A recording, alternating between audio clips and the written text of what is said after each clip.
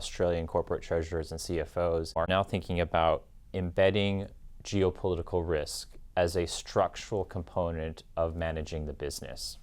And this, for me, is quite a sea change. We talked before about how these low probability events tend to manifest themselves generally in a risk register that's presented at various governance forums as a potential possibility, but never really something that is anticipated to seriously play out.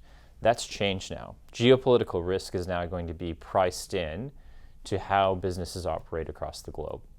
That is going to have significant ramifications about how businesses will now think about deploying resourcing into new markets and what sort of contingency measures need to be surrounding higher risk markets to ensure the continuity of supply.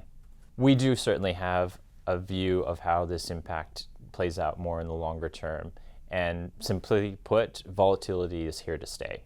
The World Economic Forum has highlighted that it believes the world is moving into an era of structural volatility. And again, to my earlier point about geopolitical risk now being priced into supply chains and how manufacturing companies think about going to market, this is now going to play out into systems and intelligence measures to make sure that this is embedded across the entire organization. And importantly, when I talk about supply chain intelligence, you're going to see a market shift now to how data is going to be captured to understand the vulnerabilities and the strategic concentrations that businesses have within their supplier relationships and networks. We spoke to one of our customers who had recently had a new line of questioning come up in a recent earnings call about their concentration risk related to suppliers in China.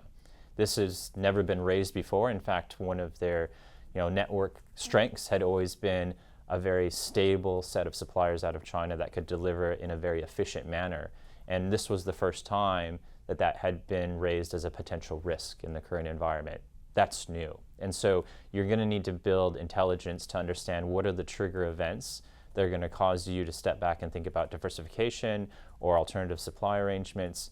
And then how importantly are you going to get that into the hands and in dashboards at the treasurer, procurement, and even at the C-suite level and beyond?